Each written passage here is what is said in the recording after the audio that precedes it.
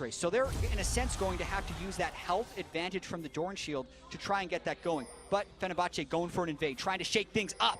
They feel they need to make something happen early if they can get the upper hand here. Glitter lands through the entire team. MLXG flashing forward. Already took damage from before. One more shot. First blood gonna come in. It goes to Crash on his jungle Nidalee. What a smart invade here. No vision from RNG being placed, and they get surprised by how many members show up. This bottom lane is performing way above the expectations. Looking at the CSDs in the group stage as they go for another game.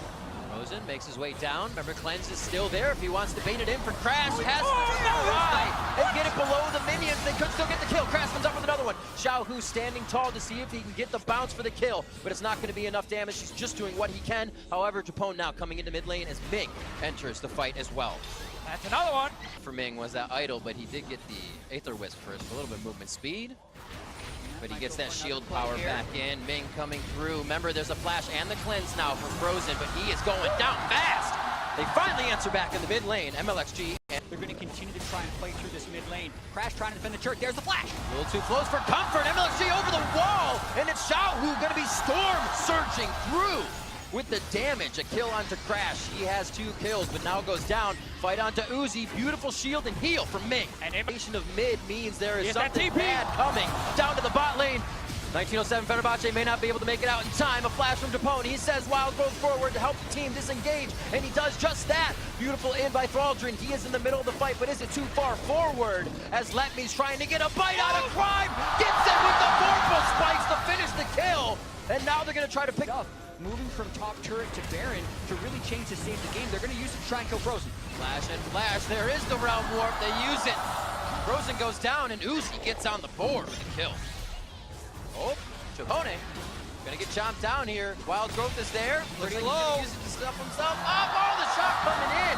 Uzi's gonna get himself another one very fast, and this is that second tier. You call for those Rise ultis. We just saw 2 of them. One top lane, now one bot lane. Bring in more members. They're getting more. That's big. Let me just tanking Crash low. Wild Growth is on. That means Patton doesn't have the save, but he's still trying to step forward. Always seeing Patton trying to make the move, but they may be too far behind now. The second tier going down, finds himself back to the back line, but still, they can't. Frozen is alive. He's done this before. The Syndra combo will deal more damage than a Smite. But as you said, Jed, not more than Feast and Smite combined. There it is. Wow, that went. Inhibitors falling slowly, but I don't know if Frozen's going to try to get in. He went very low there. A rupture into Uzi damage would mean Frozen's out of the fight immediately. And it looks like they have to back off and get the heal in for Frozen before that minion wave gets there. And we just saw Pat get a few hits on Let Me right there. It barely did anything to the Cho'Gath. And this is the kind of problem for Fenerbahce. They got to kill Let Me fast so they can actually get further on and get to the back line of RNG. But this Cho'Gath will just not die. Thalder will. He's way ahead of the team. Oh, they're on Uzi. They're on Uzi. Uzi gets that cleanse. That's the unleashed power. He stays alive. The shields come through. Gotta heal. Stays alive from the bomb as well. RNG, however, have to pull back. Patton has RNG more than happy just dancing in and out of these team for the fights. minions. Yeah, with 3 inhibitors down, it's double super minions in every single wave, so they can most likely push through this even without the Baron. They're just going to hit the turrets and force 1907 Bocce to fight him.